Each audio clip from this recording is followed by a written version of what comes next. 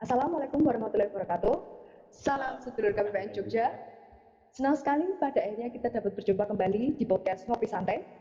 Dan pada episode kali ini tentunya obrolannya tidak kalah menarik dari episode sebelumnya dan dengan narasumber yang berpengalaman di bidangnya. Benar begitu? Benar Rekan saya sekali, Marcel. Brenda. Pada episode kali ini kita kedatangan narasumber yang sangat spesial, yaitu Bapak Rizky Tafianto Karipani. Selamat datang, Pak Rizky. Si Brenda, Marcel. Sedulur KPPN Jogja, perlu kita ketahui bahwa narasumber kita saat ini, beliau memiliki pengalaman yang luar biasa. Beliau telah mengabdi kepada negeri selama 29 tahun. Benar sekali, Brenda. Jadi bisa saya jabarkan sebentar ya, Pak ya? Silakan. Pada tahun 2011, Bapak Rizky ini menjadi Kepala KPPN Amlapura. Kemudian pada tahun 2013, Bapak Rizky menjadi Kepala Bagian Umum Kanwil DJPP Provinsi Bali. Kemudian di tahun 2016 menjadi Kepala Bidang PPA 1 di Kanwil DJPP Provinsi Jawa Barat. Kemudian pada tahun 2018, Bapak Rizky menjabat menjadi Kepala Bagian Kanwil DJPP Provinsi Jawa Barat. Dan pada Mei tahun 2021, Bapak menjabat menjadi Kepala Kantor Pelayanan Perbendaharaan Negara Yogyakarta. Nah, sedulur KPPN Yogyakarta, ada hal yang menarik nih. Pada tahun 2007, Bapak Rizky pernah menjabat menjadi Kepala Seksi Monitoring dan Evaluasi BLU 3, Direktorat Pembinaan Pengelolaan Keuangan Badan Layanan Umum. Wah, luar biasa, Fen. Pak Rizky ini pengalamannya sangat dan sudah malang melintang di berbagai bidang. Ya, Pak. Jadi untuk membuka obrolan hari ini nih, Pak, bisa dijelaskan terlebih dahulu temanya ini tentang BLU. Jadi gimana sih, Pak, BLU? Ini yang milenial ini perlu harus tahu kan, kami kita di Direktorat Jenderal Pemberdayaan itu ada direktorat yang namanya PPKB, yang memang membina dan juga katakanlah menilai juga apakah satker itu bisa nggak jadi badan. Nah, BLU itu malu apa kan gitu ya? Maksudnya BLU itu badan umumnya malu apa sebetulnya? BLU itu udah sebetulnya kalau kita kembali kepada legalnya di Undang-Undang Nomor 1 Tahun 2004 tentang perbendaharaan itu di pasal 68 16 jelas bahwasanya BLU itu adalah satker vertikal di lingkungan kementerian lembaga. Jadi dia satker. Cuma dia mempunyai semacam apa ya, tujuan yang mulia untuk mensejahterakan, mencerdaskan bangsa ini gitu loh, melalui layanannya gitu. Ternyata BLU itu punya tujuan-tujuan khusus kan. Tujuan mulia. Iya. Nah ini Pak, di samping satker BLU juga ada kan, kita juga tahu ada satker biasa nih Pak. Betul, memangnya perbedaannya seperti apa Pak antara satker BLU dan juga satker biasa? Nah, memang jelas kalau tadi di awal bahwasanya satker BLU itu ya satker seperti halnya satker biasa, tapi dia punya semacam core business yang memang khusus. Kemudian juga dari core business itu dia punya nilai, dia punya pendapatan. Nah, pendapatan itu nanti digunakan kembali untuk katakanlah pelayanannya akan lebih baik, untuk meningkatkan pelayanan. Jadi karena kalau satker biasa itu kan ya seperti halnya misalnya satker KPPN, gitu, satker Kementerian Agama. Nah, dia ya pokoknya hanya dengan fungsi aja. Dia nggak punya untuk pendapatannya, tidak ada. Pelayanannya ya pelayanannya sifatnya administratif, pelayanan kepada satker biasa, satker yang umumnya pada umumnya. Berbeda dengan satker badan umum. Ya, seperti itu ya. Pak Rizky, saya penasaran nih. Mungkin ini makin penasaran. Mungkin beberapa sedulur KPPN Jogja ini juga masih ada yang belum tahu ya Pak. Satker BLU ini terbagi menjadi beberapa jenis dan di wilayah Jogja sendiri ada berapa satker BLU dan bergerak di bidang apa? Itu Pak, mungkin bisa diberikan. Untuk sebetulnya secara rumpun karena seperti jenis itu badan umum ada yang sifatnya ke pendidikan, kemudian ada yang sifatnya ke kesehatan. Karena itu sesuai dengan tujuan mulia di pasal 68 69 tadi Undang-Undang 1 2004 itu. Dia mencerdaskan dan mensejahterakan. Kalau mencerdaskan kaitan dengan pendidikan, sedangkan kesehatan itu kaitan dengan kesehatan. Nah, jadi saya sambung lagi. Jadi ada 3 tadi ya. Jadi berkaitan dengan kesehatan, pendidikan dan lain-lain. Jadi BLU itu ada BLU lain-lain. Itu rumputnya seperti itu. Kalau lain itu banyak. ada bidang pembiayaan, ada bidang perumahan, ada yang bidangnya sifatnya katakanlah mengelola aset, seperti itu. Ya, dari jenis-jenisnya itu. Terus kalau yang di Jogja ya, tadi maaf, ada sebelum tadi saya lupa pertanyaan Penda tadi. Nah kalau di Jogja itu kita ada BLU pendidikan dan BLU kesehatan. Nah, jadi ada BLU kesehatan itu ada 3 itu di Yogyakarta itu. Dan semuanya ada di bawah lingkup satker-satker di bawah KPPN Yogyakarta, seperti Rumah Sakit Bayangkara, ada Rumah Sakit Angkatan Udara Harjolukito, ada Rumah Sakit Sarjito ketika itu. Sedangkan yang pendidikan itu ada Universitas Negeri Yogyakarta, itu namanya IKIP ya, kemudian ada UPN, ada UIN, seperti itu. Ngomong-ngomong tentang kesehatan nih Pak, tadi kan dijelaskan ada BLU kesehatan. Iya. Kondisi sekarang ini kan sedang masih dalam masa pandemi nih Pak, COVID-19. Gimana sih Pak peran dari BLU kesehatan sendiri untuk dalam penanganan pandemi ini Pak? Kalau secara umum ya, secara nasional, itu BLU yang bergerak di bidang kesehatan, wah ini luar biasa perannya. Dia sebagai, katakanlah sebagai unit terdepan. Karena pandemi ini kan sangat luas ya, sangat luas sehingga rumah sakit, katakanlah yang rumah sakit badan umum itu ditunjuk sebagai peranti bemper terdepan dalam penanganan COVID. Katakanlah untuk Jogja itu udah 3 terdepan itu sudah menjadi semacam rumah sakit. Itu bayangin aja, Anda di Jogja harus tahu itu Sarjito itu rujukan kalau misalnya ada COVID Sarjito. Kemudian Rumah Sakit Harjolukito Angkatan Udara, kemudian Rumah Sakit Bayangkara dari kepolisian. Nah itu peran mereka itu sangat krusial. Walaupun ada rumah sakit swasta lainnya ya, tapi pemerintah dalam hal ini ya yang kebetulan rumah sakitnya rumah sakit pemerintah ya otomatis penyalurannya dana-dana PEN dalam rangka pencegahan penyebaran COVID-19 itu ya rumah sakit tadi yang saya sebutkan tadi 3 itu. Nah itu punya peran yang luar biasa krusialnya. Dan pengalaman saya itu dari sisi pendapatan ya, sisi pendapatan itu 70% hampir lebih itu dari penanganan pasien COVID. Nah, itu kan luar biasa tuh, bahwasanya kita nomor 1 itu kesehatan memang. Itu Penda nomor saya. Ini Pak, selain tadi kan sudah dijelaskan tentang manfaat juga nih Pak.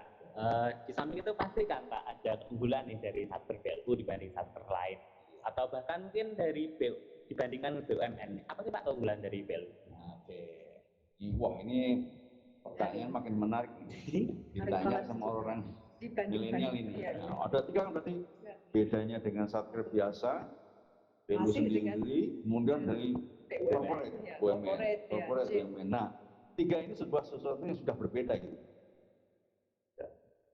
Sekarang yang katakanlah untuk layanan, semua pelayanan kan, BUMN juga layanan, BLU juga layanan, KPPN katakanlah sebagai satker juga layanan. Tapi di antara 3 ini katakanlah yang punya pendapatan, tapi punya pendapatan siapa?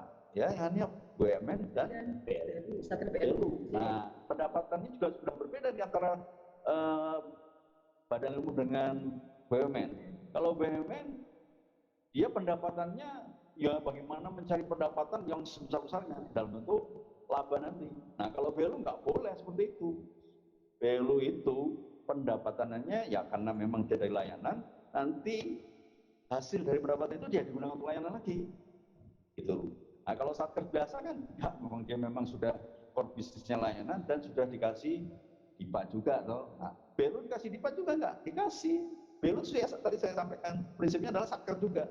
Dia dapat DIPA, tapi dia diberikan keleluasaan karena koran yang melayani baik itu pendidikan maupun kesehatan maupun yang lain-lainnya, nah, dia boleh gunakan pendapatannya secara langsung. Jadi kalau BUMN dia mencari pendapatan sebesar-besarnya, kalau BLU itu mencari pendapatan untuk meningkatkan pelayanan, dikembalikan lagi ke masyarakat dan tidak boleh mencari untung. Not for profit. Ya, jadi bukan profit oriented not profit, tapi not for profit. Tapi kalau BUMN profit. Nah, terus kalau bulan-bulan lagi dibandingkan dengan satker biasa, kalau satker BLU, ini satker BLU ya, dibandingkan satker biasa, satker BLU itu boleh, katakan dari sisi SDM, boleh men-hire profesional. Boleh meng-hire profesional, bisa misalnya, wah saya pengen mencari akuntan yang paling hebat, bisa. Saya mencari tenaga hukum yang paling hebat, bisa. Saya mencari apa lagi ya, misalnya akuntan sudah, saya langsung mencari dokter yang spesialisnya kelas dunia, bisa seperti itu. Terus dia dalam rangka pembiayaannya untuk katakanlah untuk honor, gaji, pengelolanya itu dikenal dengan remunerasi. Ya Kementerian Keuangan juga kan ada remunerasi, nah, cuma berbeda remunerasinya. Kalau remunerasi di BLU, nah itu tentunya dilihat juga pendapatan 3 tahun, 4 tahun sebelumnya.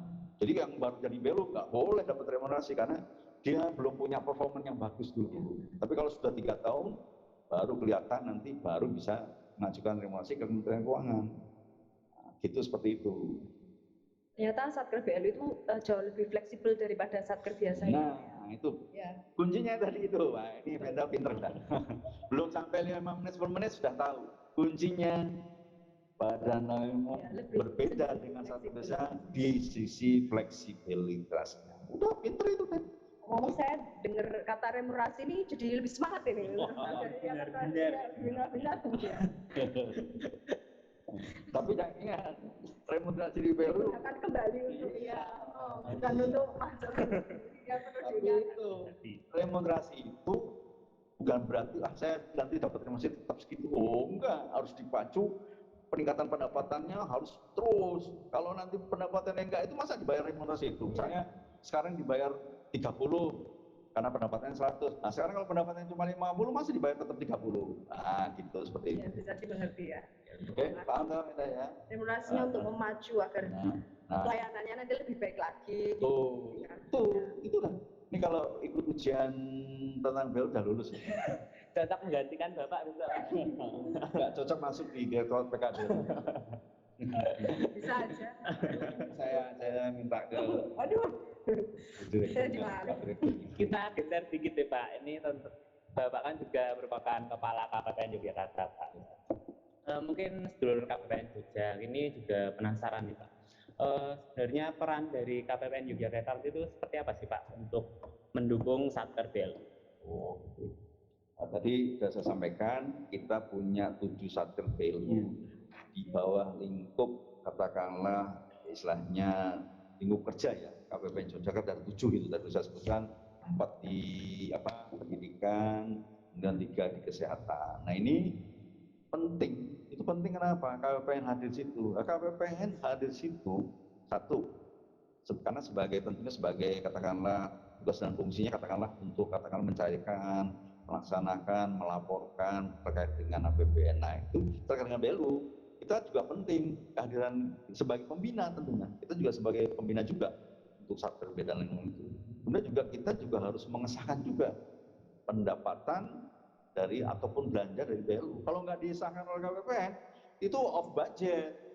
Jadi nggak bisa. Jadi kalau mau dia on budget harus disahkan KPPN. Katakanlah mereka ngajukan SP3 BLU-nya, nanti KPPN mengeluarkan SP2D BLU-nya. Gitu. Jadi harus disahkan KPPN. Karena apa? KPPN sebagai kuasa bun daerah, selaku wakil menteri keuangan di daerah.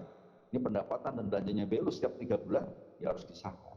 3 bulan disahkan. Kalau mereka memang mau tiap bulan juga nggak apa-apa. Tapi normalnya itu tiap 3 bulan kita sahkan belanja dan pendapatannya. Gitu. Itu peran kita membina secara teknis, juga membina dari sisi manajerialnya kita bina. Dimengerti, sangat jelas sekali penjelasan dari Pak Rizky. Ya. Sangat vital peran KPPN. Kita paling vital untuk KPPN Yogyakarta. Jadi gini Marcel, saya tuh dapat desas-desus ini. Dengar-dengar nih. Iya, desas-desusnya apa nih Pak? Bisa positif kan? Ini positif atau negatif nih? Ya, dengar-dengar Pak Rizky itu pernah menjabat menjadi Dewan Pengawas BLU ya Pak?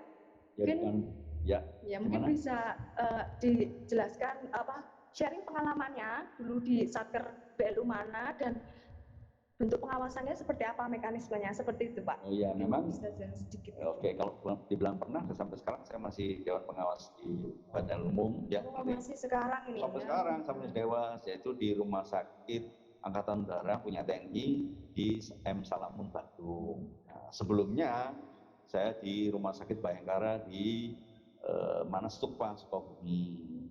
Sekarang, walaupun saya sudah pindah ke KPN Jakarta per Juni 2021, saya tetap sebagai katakanlah sebagai Dewan Pengawas, anggota Dewan Pengawas di di BLU yang terakhir tadi. Nah, tentunya selaku Dewas ya, fungsi Dewas adalah bagaimana kita membina, kita membimbing mereka baik dari sisi pembuatan rencana strategisnya, rencana kemudian anggaran RAB-nya, rencana bisnis anggaran ini kita bimbing sampai kita mengevaluasi dan memonitoring hal-hal yang sifatnya nanti berkaitan dengan katakanlah tugas dan pokok fungsinya mereka. Itu program dan kegiatan kita harus kita sinkronkan. Nah, kalau mereka tidak sinkron, ya kita bukan tegur lah, kita beri masukan. Tolong ini sudah keluar dari rencana strategis bisnisnya. Gitu. Atau tidak ada di RBA-nya kok tetap dilaksanakan. Nah, itu kita selaku Dewas ya kita memberikan bimbingan dan arahan, beri masukan juga gitu.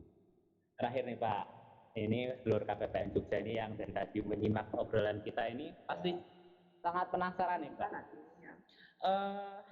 Boleh dibagikan Pak tips dan trik untuk pengelola BLU? Ini ya, jangan kaget loh. Siap. Kaget ya. Dalam membina BLU kita atau saya ya punya prinsip membina BLU, mengelola BLU harus gila. Hah? Gila? Iya. Kita ikut gila gitu. Dulu bukan gila nanti ke rumah sakit. Kan. Jiwa. Gila itu adalah singkatan. Gesit, inovasi, ya kan? Loyal dan akuntabel. Itu gilanya itu seperti itu, bukan seperti orang gila yang ini udah kemana-mana ini. G-nya apa? G-nya gesit. Kita sebagai katakanlah pembina atau sebagai pengelola BLU harus gesit. Kita harus cari tahu peluang, kita harus tahu sekarang katakanlah seperti apa kondisinya, kita harus cari cara bagaimana seperti apa sehingga kondisi BLU kita akan tetap terus jalan di atas rel yang benar. Inovatif, ya kita harus melihat, oh kondisinya seperti ini. Nah, kita harus membuat perubahan-perubahan dan inovasi layanan agar apa? Peningkatan layanan kita akan makin dikenal sama masyarakat, branding dikenal sehingga kita akan meningkat juga layanan dan otomatis secara paralel meningkat juga pendapatan. Nah, loyal ya sebagai pengelola BLU ya harus loyal sama perusahaan ya. Pemda harus loyal sama KPPN, Marcel juga harus loyal sama PN, ditugaskan ya harus siap bertanggung jawab, akuntabel ya. Setelah kita melakukan kegiatan harus betul-betul bertanggung jawab, dipertanggungjawabkan kegiatan itu harus betul-betul akuntabel. Akuntabel itu kegiatan yang bisa dipertanggungjawabkan. Seperti itu. Nah, jadi harus gila. Itu sedulur KPPN harus gila. Gila dalam konteks yang positif ini ya. Iya, harus yang betul-betul positif. Ya, sedih sekali nih kita udah berada di akhir ya. Demikian sedulur KPPN Jogja pada episode Ngopi Santai kali ini. Terima kasih banyak Pak Rizky atas waktunya. Ya. Terima kasih Vina sama Mas. Anak-anak milenial yang pengen tahu Badan Umum itu luar biasa. Top Markoto. Ya, sedulur KPPN Jogja. Sampai jumpa di episode Ngopi Santai selanjutnya. Ngopi Santai, ngolah pikir insan treasury. Assalamualaikum warahmatullahi wabarakatuh. Dan